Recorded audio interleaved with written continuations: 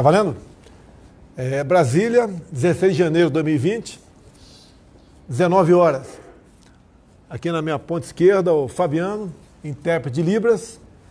Ao meu lado aqui o Roberto Alvim, nosso secretário de Cultura. Depois de décadas, agora temos sim um secretário de Cultura de verdade, Amém. Que atende o interesse da maioria da população brasileira, a população conservadora e cristã. Muito obrigado por ter aceitado essa missão. Você sabia que não ia ser fácil, né? Não, mas eu estou imbricado nela até o último fio de cabelo. Vamos lá, vamos vencer essa batalha. E aqui, à direita, aqui, só podia ser a direita, né? O nosso Abraham Van Traub, nosso ministro da Educação. Quando eu convidei, ele sabia que essa missão não seria fácil. É um ministério, tem quase 300 mil funcionários. 300 mil, tá? Presidente. Muitos problemas, uma educação que não deu certo até o final do último governo, tanto é que a prova do PISA comprova isso. Isso. Nós estamos lá na retaguarda, lá embaixo, não? Último lugar na América do Sul. Foi isso e assim...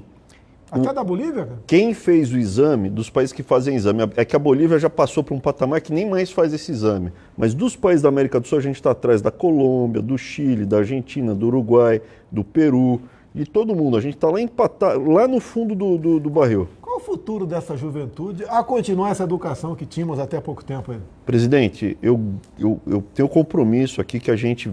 2018 foi o fundo do poço. Eu tenho certeza que o senhor vai entregar a educação para melhor. O PISA começou em 2000 e é realizado de 3 em 3 anos. 3 em 3 anos. Então, no final do seu primeiro mandato, a gente vai saber o resultado já desses 3 primeiros anos. Eu acredito que a gente vai mostrar uma inflexão. A última prova foi em 18, que foi divulgada agora. Foi agora em 19. E aí essa mídia aí que o senhor gosta tanto... tentou colocar na sua conta isso daí. Mas a verdade é a seguinte, quem fez esse exame de 2018 foram os jovens, as crianças começaram lá no primeiro aninho, com a canetinha na mão, quando o Lula era presidente. E fizeram. Então foi toda a educação do PT, o resultado é o último lugar na América do Sul.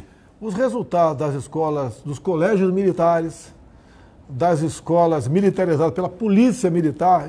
muito grande no estado de Goiás e Amazonas, muitas escolas, acho que uma centena. Equiparável a alunos da Alemanha. Se tivesse fazendo pizza nessas escolas... Lá no topo, da escola militar, é top do mundo, é muito alto. Entre os 10, com toda a certeza. É muito alto. São aproximadamente 70 países que fazem a prova do PISA, né? Estaríamos os 10 primeiros, com toda a certeza. Agora, 2 estados, São Paulo e Rio de Janeiro, não aceitaram a escola cívico-militar. Alguém já voltou atrás ou não? Não, tem ainda uns governadores lá do Nordeste, lá de esquerda, que também não quiseram, não, viu? Porque não interessa para ele ter uma juventude, um povo esclarecido, culto, não interessa. E a população e os pais, eles sonham com a escola cívico-militar. Mas o prefeito não pode ter essa iniciativa, não? Pode. A gente tá levando para vários estados onde o governador não quer, mas o prefeito quer. Dá tempo de botar ainda alguma? Dá tempo, não, vai ter. No Rio de Janeiro, a cidade do Rio de Janeiro vai ter. Tem várias cidades do Nordeste que vão ter porque o prefeito quis. Se tiver no Maranhão aqui, a cidade de São Pedro dos Crentes, se tiver alguém assistindo, entre em contato com a gente aí que eu vou tentar levar nessa cidade. Precisa ter militar lá para a gente botar a escola. Não tem militar. Não deve ter. Mas a gente vai conseguir, presidente. Não deve ter militar. Assim, o modelo dando certo, a gente quer expandir rapidamente pelo Brasil todo, mas é importante que as pessoas escolham seus prefeitos e governadores alinhados com o senhor, porque tem gente que faz birra. Por que eles não quiseram a escola cívico-militar? Porque é um modelo que dá tão certo, vai entrar na conta do senhor e eles não vão querer, entendeu? Então é complicado, presidente. Esse é um crime o que fazem com o futuro de uma geração, né? Deixá-las longe de uma educação de qualidade, ou de um conhecimento de qualidade, seria melhor o termo. A gente acabou de vir de uma cerimônia que foi emocionante com as crianças venezuelanas, né? E fica muito nítido que essa religião sem Deus, essa coisa do demônio aí que é o comunismo, o socialismo, você vê o que eles fizeram na Venezuela, um monte de criança desesperada. Eu tive 2 momentos hoje com aproximadamente 30 crianças da Venezuela que estão no Brasil, estão lá em Pacaraima, tá? E elas estão sendo interiorizadas juntamente com os seus pais. Se bem que o Abraham tem criança que o pai está na Venezuela, o pai entregou para um parente para ele vir para cá para a criança não morrer de fome na Venezuela. Não tem comida lá. Olha aí, você que gosta desse tipo de governo, né? Você que é amante do Lula, tá? O Lula vivia lá fazendo campanha para o Chaves, fez campanha para o Maduro. Inclusive, certa vez o Lula falou, na Venezuela pode faltar tudo, menos democracia. E alguns falam, tem que esquecer o Lula. Peraí, cara, você não pode esquecer esse pessoal que arrebentou com o Brasil, porque estão vivos aí, vão disputar eleições em 22, quer que esses caras voltem? Tá? Não tenho ambição pelo poder, assim, uma obsessão, não, fique tranquilo, tá? Chega alguém melhor do que eu, todo direito você tem de votar nessa pessoa. Mas o que está em discussão aqui é o futuro do Brasil com esse regime que tem na Venezuela, que não era diferente do PT até pouco tempo atrás aqui. Vamos lá? Antes de falar a notícia aí, vai ter uma notícia daqui a pouco sobre o aumento de professores. Opa! De professor, pessoal do ensino básico. Tem ideia quantos professores são, mais ou menos? Por alto, mais ou menos? Alguns milhões, são né? todos os professores do ensino básico do Brasil inteiro. Tudo bem. O professor herói que foi abandonado esses anos todos, o senhor vai ser responsável, o governo do senhor está entregando o maior aumento real desde que foi feito o Fundeb, desde que foi feita essa metodologia de reajustar o piso do salário do professor ao Fundeb. Não, tem muito estudante que foi nas ruas contra você ano passado. Contra o senhor. Eu sou apenas um instrumento, presidente. Aí, ó, a realidade é verdade. O dinheiro não é meu nem teu, o dinheiro é do povo, vem de impostos. Agora nós estamos retornando aquele direito. Tá? Teve sim, você perguntou para mim agora há pouco, né? Chegou por vias tortuosas para mim, alguns governadores, especial do Nordeste, querendo que a gente vetasse esse reajuste para sobrar mais dinheiro para ele investir em outra área. Porque o reajuste, ele vem, presidente, da melhora que o senhor está proporcionando na economia. Como a economia está melhorando, aumentando a arrecadação, o Fundeb, que é o fundo que a gente manda para os estados e municípios bancarem a educação fundamental básica para as crianças pequenas, ele é fruto dessa melhora geral da economia. E esse dinheiro que iria para eles, o senhor queria que eles queriam, eu presenciei a pressão para que o senhor vetasse a ligação entre o aumento do Fundeb para o aumento do salário dos professores. Ia sobrar mais dinheiro na mão dessa turma. E o senhor ouviu a pressão e falou, não, a prioridade é o professor, não vou vetar, e está saindo esse aumento de 12,84%. Eu sei que ainda é baixo em relação ao que deveria ser, porque esses professores são os professores heróis, presidente. Então está saindo de 2.557 para 2.886, que é o salário de referência. Na maior parte dos estados e municípios ele reajusta toda a cadeia. É um aumento de 12,84%. Eu não vou parafrasear o 9 dedos, mas nunca antes na história teve um aumento acima da inflação real, porque no passado tinha inflação, as pessoas já estão esquecendo disso. O PT ia levar o Brasil de volta para a inflação. Então isso daqui é uma notícia que eu fico muito feliz. E é um começo, presidente. Eu sei do compromisso que o senhor tem de continuar buscando melhora e reajuste e ganho para o professor do ensino básico e dentro do que é responsável fiscal para não gerar crise e inflação como era no passado. Fica aí, daqui a pouco tem mais coisa para você. Sim, senhor. A questão de economia, né? Você lembra há pouco tempo quando houve um anúncio que os Estados Unidos iria sobretaxar o álcool e alumínio? A imprensa esculhambou comigo, né? Até zombando da minha amizade e certa liberdade tinha com o presidente americano. Resolvemos o assunto. A imprensa quis saber como foi resolvido o assunto. Não vão saber. A imprensa não vai saber. Resolver o assunto. O que nós temos que fazer é solucionar o problema. Também, há poucas semanas, também os Estados Unidos anunciou que a Argentina tinha prioridade na OCDE sobre o Brasil. A imprensa também, de novo, tripudiou em cima, sapateou em cima. Bem, o que aconteceu essa semana? Deu tudo certo para o Brasil. O governo americano falou que a prioridade passou a ser o Brasil, até porque, olha quem se elegeu presidente e vice lá na Argentina. O pessoal da Dilma, o pessoal do Lula, o pessoal do Chávez, do Maduro, de Fidel Castro, esse pessoal que se elegeu lá. Então, eu quero o bem da Argentina, tá certo?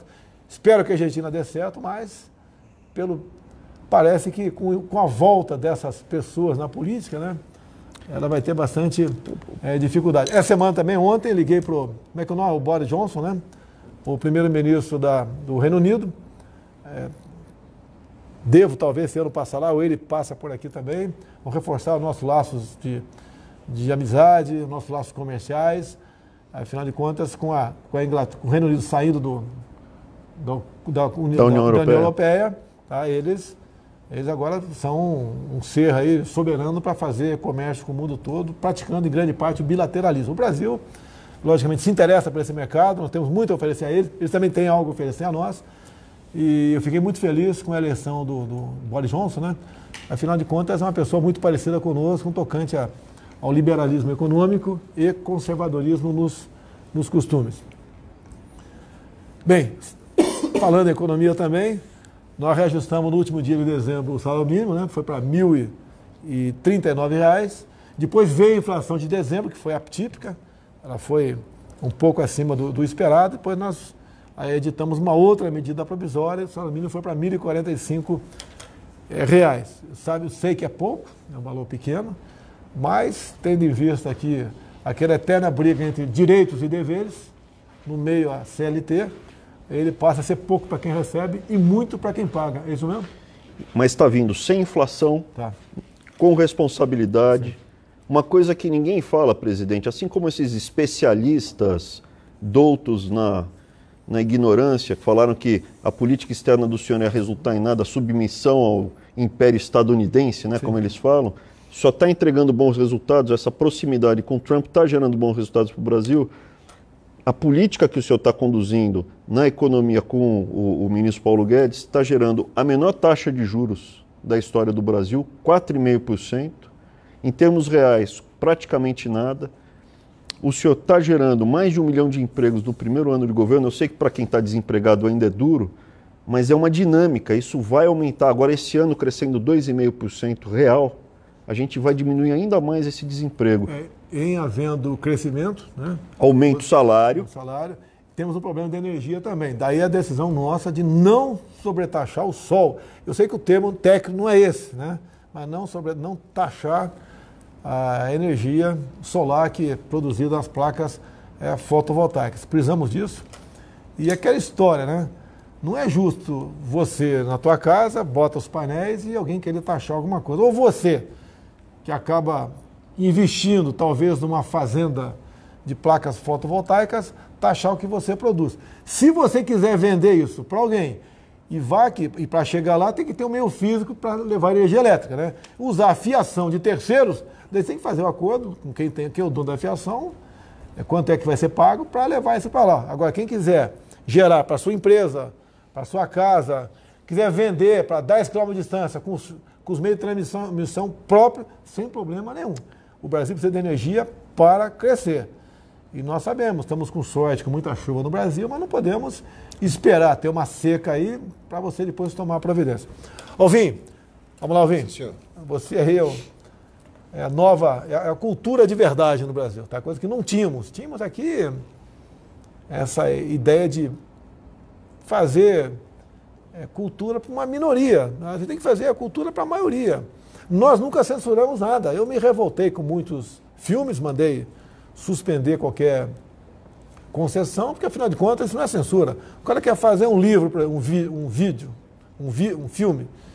Eu tenho vários nomes de filme na minha cabeça que eu não vou falar aqui em respeito a quem está do outro lado da tela aí. Nomes terríveis, tá certo? Pode fazer, mas não com dinheiro público. Faz com dinheiro teu. Vende a tua casa, pede dinheiro para o teu vizinho e vai fazer um filme que você bem entender. Mas todo edital, presidente, todo patrocínio pressupõe uma curadoria, né? Existe uma escolha, um recorte curatorial que seleciona os filmes que são adequados segundo aquela comissão julgadora. Então, é nada mais do que isso, não é censura, é curadoria. Eles faziam contra o lado bom do cinema até. Quando você quer falar para você fazer um filme sobre um período militar, para falar a verdade, eles nunca deixaram recursos para isso. A gente não quer investir na questão de ideologia, quer fazer uma cultura sadia. Exato. Que você, pai, mãe, tenha o prazer de assistir um filme, ir no teatro, né, ir no cinema, saber se os teus filhos menores foram no cinema, no shopping, não vão ser agredidos com uma coisa que não condiz aí com a cultura, com a educação brasileira que nós queremos. Presidente, o senhor sabe de uma coisa? A gente vai lançar um edital para cinema em fevereiro, final de fevereiro, início de março no máximo. Esse edital vai ter várias categorias, curta-metragem, animação, filmes da primeira direção, diretores iniciantes, mas vai ter também categorias sobre filmes sobre a independência do Brasil. Opa, muito bom. E filmes sobre grandes figuras históricas brasileiras. Então, estamos tentando aí criar um cinema sadio, ligado aos nossos valores, aos nossos princípios, e alinhado com essa ideia de conservadorismo em arte, que é, na verdade, uma arte que dignifique o ser humano, que dignifique a condição humana. é contar a história verdadeira do Brasil, né? Lá de 1500 até agora. Não tem problema nenhum. Vamos falar a verdade acima de tudo, a verdade liberta, né? Exato. E você também está programando para esses dias, né? Prêmio Nacional das Artes. O que é isso aí? Então, presidente, isso vai ser a maior política cultural do seu governo e ouso dizer que é uma das maiores políticas de incentivo à cultura já lançadas na história do Brasil. Trata-se isso aqui de um edital que vai patrocinar uma série de categorias, obras inéditas em uma série de categorias. Nunca houve um edital desse tamanho, presidente. Então a gente vai patrocinar óperas, peças de teatro, pintura, quer dizer, exposições de pintura de novos pintores brasileiros, escultura, literatura, novos escritores, vamos escolher esses novos escritores no Brasil inteiro e lançar esses livros desses novos escritores, música, nas categorias música popular e música erudita também, e chegamos até cultura pop. Esse edital também compreende histórias em quadrinhos. Então a gente vai desde a ópera, passando pelo teatro, pela pintura e chegando até as histórias em quadrinhos. O que é mais interessante nesse edital, presidente, é que ele vai ser distribuído de um modo igualitário pelas 5 regiões do Brasil.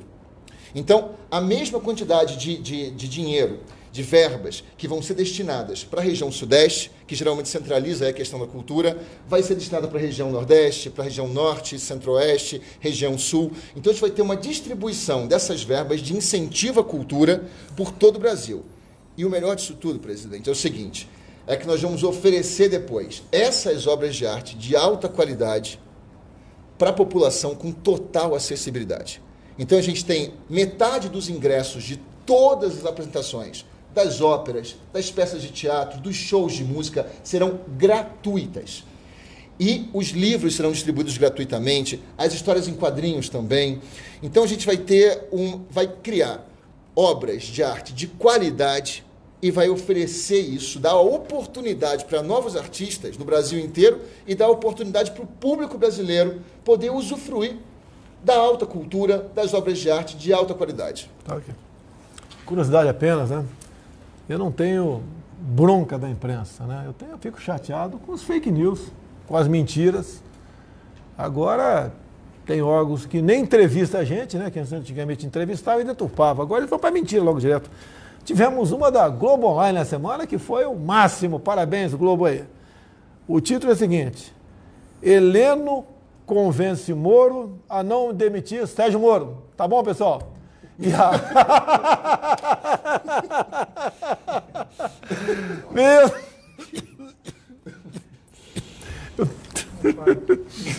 E isso veio, né, do livro aí que está sendo lançado aí pela... Meu Deus do céu, Thaís Oyama. Lá no Japão ele ia morrer de fome com o jornalismo, escrevendo o livro, né? Lá. Ela diz que eu pensei, o ano passado, em demitir Sérgio Moro. Aí, ó, eu pensei... Agora, como é que é o negócio mesmo? O jornalista agora, eles fazem a matéria interpretando o teu pensamento. É Chico Xavier? Como é que é o negócio aí? Clarividência. Clarividência. Pelo amor de Deus, pessoal. Não tem o que falar do governo, não tem o que falar. É o tempo todo atacando. Como eu gostaria de uma imprensa que vendesse, né, a verdade para informar esse povo realmente. Esse país ia andar muito. Você pode ver, 1 ou 2 ministros, fez coisa errada, 3 ou 4 ministros atrapalham. Agora, uma imprensa estraga o país todo com esse tipo de desinformação. Acaba, atenção, imprensa, e não é para todo mundo, né? Tem uns órgãos de imprensa sérios, umas televisões sérias aí. Acabou a campanha, pô. Acabou. Se eu der errado aqui, o Brasil vai ser difícil retornar à situação que encontramos no momento, com a economia, como você disse agora há pouco, rodando, os números aparecendo, uma taxa de juros nunca visto na história do Brasil. Nunca antes visto na história do Brasil. 4,5%. Nominal. Sem canetaço. Olha, a Caixa Econômica Federal, o cheque especial, 5%. Estava 13%, a Caixa botou para 5%, depois o Banco Central resolveu, com a CVM, se não me engano. Crescimento, sim, o crescimento vindo consistente, espalhado, no investimento, não é aquele fogo de palha, né, que era só no consumo rápido, que gerava inflação. Passou para 8%, está alto, sei disso, mas 8%, 8%, diferente de 13%. Eu achei diferente de 13%, dá 5% a diferença. É muita coisa. Agora, o número de inadimplentes, pelo terceiro mês consecutivo caiu aqui no Brasil também. O pessoal está pagando suas dívidas, se livrando das dívidas. É duro. Alguns até falam, eu tinha que pegar emprestado. Oh, meu Deus do céu. Eu já fui também assalariado, não nasci presidente, nem nasci deputado federal, nem vereador, que já fui vereador também. E às vezes sei que quando o cara se complica aí, mas tem que fazer uma força para não entrar no cheque especial. Agora, quem tem que entrar, vai para a Caixa Econômica, lá está 5%. E o nosso prezado presidente da Caixa, tá? O Pedro Guimarães, falou que vai diminuir mais ainda esse percentual. Agora, os outros bancos só passaram para 8%, como um acordo com o BC, porque a Caixa Econômica botou lá embaixo. Eu acho que por mês, estava nos últimos meses, né? Um pouco mais de 300 mil novos clientes para a Caixa Econômica. O pessoal estava migrando de bancos para cá, para a Caixa Econômica, e viram que tinha que diminuir. E com a Caixa, com essa política, né, vai forçar os outros bancos a diminuir. E o Pedro Guimarães, presidente da Caixa, está fazendo isso de acordo com o seu entendimento. Não tem nenhuma decisão, nenhuma interferência por parte do chefe do executivo aqui. Aumento do professor, está safo. Mais alguma coisa? O aumento do professor está feito. Posso ir embora lá para tocar a ficha, presidente? Senta aqui, tem o homem do fundo do mar. Ele comemorou aí o Campeonato Brasileiro do Flamengo com tubaína e tilápia. Ah, gostei de ver. O pessoal da pesca está com ciúme. Tem que falar da sardinha. Sardinha também. Da lagosta. Eu torci para vocês lá no Catar, né? Mas infelizmente não deu certo. Papai foi lá, ó. Será que ele que é o pé frio? Vamos lá, pessoal, base de Antártica, né? Anteontem havia anunciado uma live, depois passamos para ontem, tendo em vista as condições climáticas. Demorou o pessoal chegar, chegou tarde ontem, então não foi possível fazer a live. Já estão retornando, mas atrasou o retorno, que tendo em vista as condições atmosféricas, que ela muda muito rapidamente. O pessoal está retornando, foram lá participar da reinauguração da nossa base lá em Antártica. Uma base que realmente orgulha a todos nós. Eu quero ver se esse pessoal que for para lá, obviamente tendo à frente aí o nosso ministro da Ciência e Tecnologia, o Max Ponte, a gente possa fazer uma live brevemente para ele falar para que serve, o que o Brasil está fazendo lá, fazer uma série de perguntas, né? Como é que pode tomar uma cerveja lá na Antártica? Não tem geladeira lá, pô, impressionante. Não, é só botar no gelo. Não sei por quê. Tubaína gelada lá, não tem como tomar, não tem geladeira lá, pô. Tem que mandar a geladeira para lá, pô. Tem os icebergs, pô. O que eles alimentam, como eles sobrevivem lá, o seu relacionamento com gente de outros países que estão na região, tá certo? Como é que é a comunicação deles, o que já descobriram até agora, quantos cientistas estão lá pesquisando, são verdadeiros heróis, realmente, tá certo? Então, e com essa nova base agora, muito mais meios para melhor trabalhar, eles terão a partir de agora, né? E o Brasil realmente tem de vista cumprir esses pré-requisitos, ele passa a ser um dos, entre aspas, né, dono do continente gelado que é a Antártica. Você tem conhecimento, já que você é o secretário da Pesca, eu quero fazer uma pergunta difícil para você. O que é CRIO? Sabe o que é CRIO? Não? Claro que sei. Então dá uma aula de CRIO. Dá uma aula para a gente aí. Ó. É um microcrustáceo que é rico naquela região gelada, que vários países exploram. Inclusive, nós temos direito a licenças de CRIO, mas o setor produtivo pode querer investir. O Brasil paga atualmente, desde a década de 80, $100 mil por ano por um espaço na Antártica. E nós não utilizamos essa licença de pesca, capitão. Vamos tá aí uma oportunidade. Vamos correr atrás aí, tá certo? Tá? É um microcrustáceo. Quero confessar a vocês aqui, né? Eu sabia do potencial da pesca em parte do Brasil.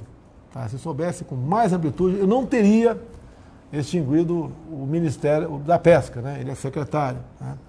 Eu teria mantido o Ministério da Pesca, que teria muito mais meios para melhor trabalhar, para fazer com que o pescado no Brasil, a piscicultura, pese realmente na nossa balança comercial, pese realmente na alimentação aí do povo brasileiro. Tem alguma proposta de levar o peixe, o pescado para a escola? Temos já, enviamos 27 ofícios para todos os governadores, tá? E agora estamos reforçando, porque estamos aumentando a produção de pescado, tanto da maricultura, da pesca selvagem, quanto na aquicultura, que é o modelo mundial, está crescendo em aquicultura.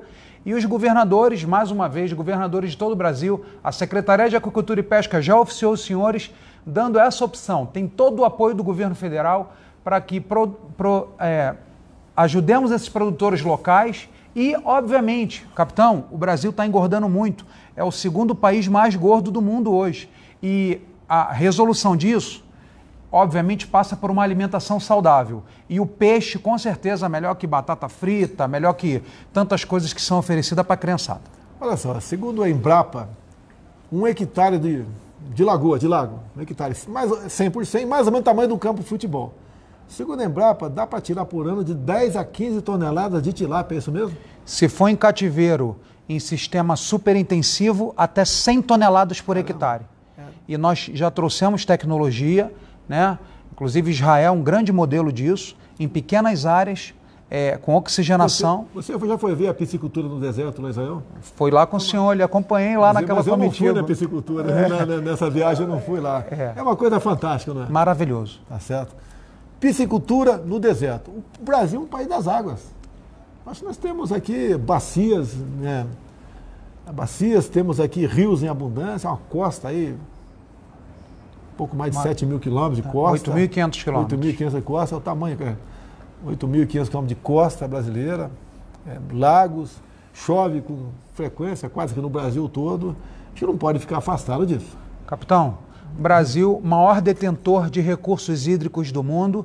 E detalhe, somos potência em avicultura, suinocultura, em aves, tudo. Isso mostra que, mesmo com o potencial da natureza que Deus nos abençoou, a gestão da pesca durante muitos anos serviu a interesses políticos partidários que agora não mais, né? Inclusive, gostaria que o senhor só me desse um minuto para falar. Ontem, parabenizando a gestão da nossa ministra Tereza Cristina, ela criou um núcleo China dentro do Ministério da Agricultura e ontem lotamos o auditório do Ministério da Agricultura, setor produtivo do Oiapoque ao Chuí, camarão, pesca selvagem, piscicultura, tilápia, vieram e fizemos um treinamento como exportar para a China. Ou seja, capitão... Tem espaço para exportar peixe para a China? Eles são os maiores produtores de peixe do mundo e os maiores importadores de peixe do mundo. Cada chinês come em média 50 quilos de pescado por ano. Lá são quase 1 bilhão e 400 milhões de habitantes. É um grande comércio para nós, né? Quem sabe exportando mais peixe, né? Sobra mais carne pra gente aqui. Estamos ajudando. O pessoal reclama do preço da carne com razão, reclama com razão. Vamos comer peixe. É a lei da oferta e da procura. Não dá para tabelar a carne, né? Tem gente que pede para tabelar a cerveja. Tabelar o camarão, e daí? Não pode, de jeito nenhum. Nem a tubaína. É o livre mercado, pessoal. O Brasil tem uma dívida monstruosa para pagar. O ano passado nós pagamos mais de R$1 bilhão por dia de juros e amortização de dívida. Com a diminuição da taxa Selic, a previsão esse ano, segundo o Banco Central, nós pagamos menos 110 bilhões de reais de juros. Então o Brasil está... né? Hoje teve um grande empresário australiano conversando comigo, ele é da área da mineração. Ele está querendo explorar vanádio no Piauí. O Piauí é o estado mais pobre do Brasil, né? O penúltimo é o Maranhão, acho que o Piauí é o mais pobre, sim. Está há 3 anos lutando por uma licença ambiental do estado e não consegue. O governador lá, é o governador que indica o secretário de meio ambiente, né? Agora, uma visão dessas pessoas é tacanha, tá?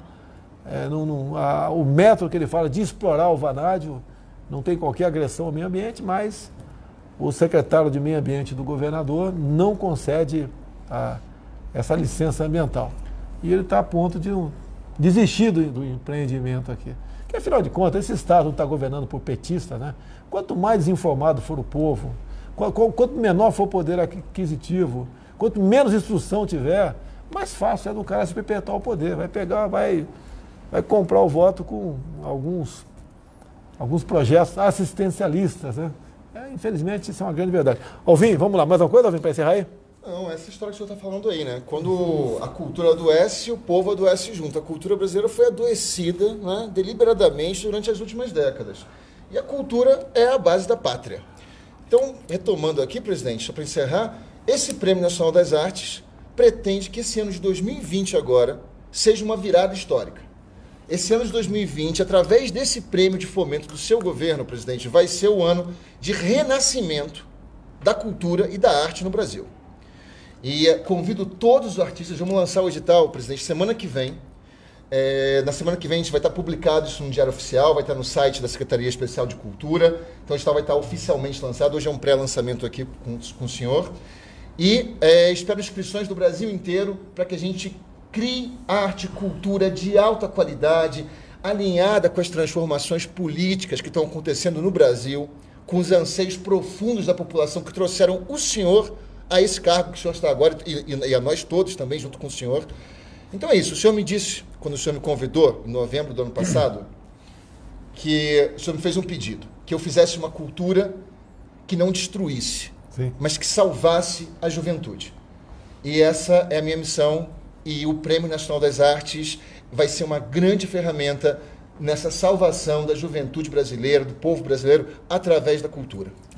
Seif, alguma coisa mais sobre a pesca aí? Último detalhe que fechamos, tanto com o governo de Rondônia, Coronel Marcos Rocha, grande amigo, governador Ratinho, forte abraço, governador Ibanez aqui do GDF, vamos fazer o primeiro festival de tilápia, o senhor que gosta tanto de tilápia, queremos fazer, estamos planejando para o dia 29 de junho, dia do pescador, e queremos entrar no Guinness Book como a maior distribuição de peixe da esplanada dos ministérios. Quando você fala em tilápia, né, eu fui criado no Vado Ribeira, lá tem o Rio Ribeira de Guape. O que eu acho que é a mesma coisa, ela é conhecida como cará. É isso mesmo, não? Pode ser. Pode ser? Porque tem vários... se não é primo ou parente, né? Tá, e também o segundo festival do Tambaqui, que fizemos o primeiro ano passado. Excepcional. Tambaqui é especial. Por último, capitão. O pacu também. São tudo primo. Pacu, pirapitinga. Eu acho o pacu o melhor peixe de água doce que tem. Eu adoro um tambaquizinho, mas confesso para o senhor que gosto de uma sardinha, gosto de uma meca, de um atum. Manjubinha. Fritinha. Quando eu era garoto, quando dava enchente grande lá em Eldorado Paulista, né? Subia a cardume de manjuba do mar até Eldorado. Que legal, quando pegava na rede lá. Mas tem que ser uma malha... 15 acho que não, que malha 10. Tem que ser malha 10. Detona. Não podemos mais usar isso. Não pode usar isso, não. Senão detonamos. E por último, aqui na porta do Alvorada, mandando um abraço para o senhor, entregaram esse convite, né? A Show aqui para São José, porque tem aeroporto para o senhor prestigiar. A gente vai dar uma olhada aqui. Graças a Deus, a gente recebe muito convite para participar, isso é muito bom. Te ajuda, sempre quando possível, te ajuda a promover esse tipo de atividade. O comércio no Brasil, nós temos que estimular isso aqui, mostrar que as pessoas têm valor. Mas a gente está ajudando, trabalhando a questão do preço do gás, preço do combustível. Tive hoje com representantes aí dos produtores de etanol do Nordeste comigo, não foram todos da região, mas uma grande parte deles, querendo a venda direta. E para isso, depende da Câmara e Senado, porque é para revogar, né, uma resolução da Agência Nacional Petróleo, da ANP. Tá? É uma resolução, não pode vender lá da usina para o posto de combustível, por que isso? Tem que ter um intermediário no meio do caminho, um distribuidor. Isso, nós estamos trabalhando nesse sentido. Conversei já com o Rodrigo Maia a esse respeito, não conversei com o Davi Alcolumbre ainda, eles são donos da pauta lá. E se Deus quiser, a gente vai romper essa barreira aí. E a nossa previsão, né, é que o preço caia pelo menos 20 centavos o litro do etanol, porque evita o que a gente chama de passeio do álcool.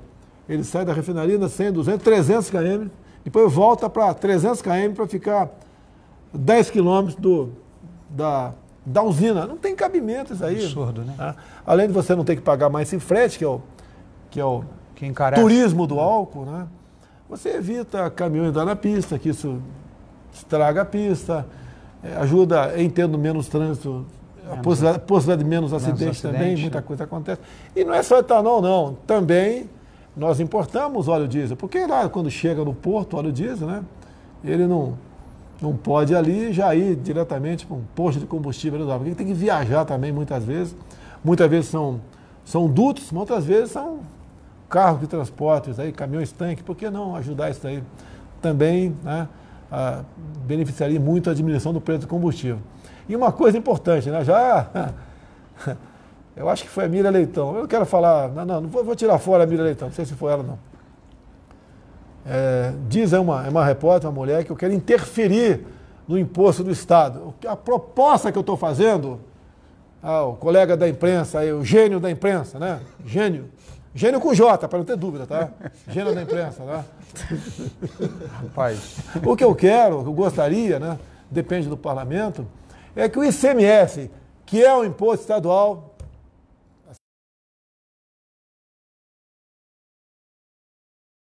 refinaria. O que você reclama com razão aqui? Olha, nós diminuímos 3% o preço do combustível na refinaria.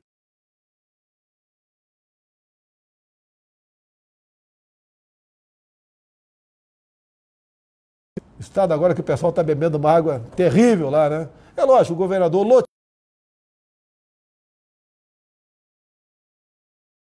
dar esse problema lá no Rio de Janeiro. Tá? Rio de Janeiro. O preço, vamos falar da gasolina. Está R$ 5,00 em média na bomba, está em média 30% de ICMS. Então, R$ 1,50. Na refinaria,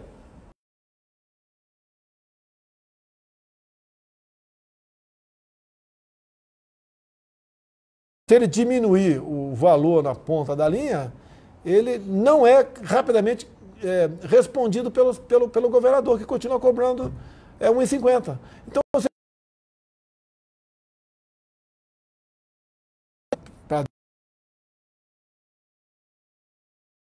a gasolina, tá certo?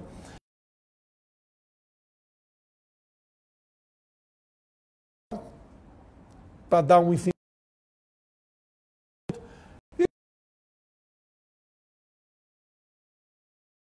Deputados estaduais do Rio de Janeiro, mostrar que, olha, nós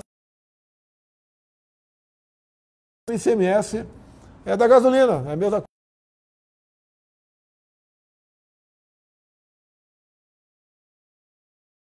Responsável pelo preço do combustível está esse que está na bomba final. É o transportador, é o governador. O que é o governo federal?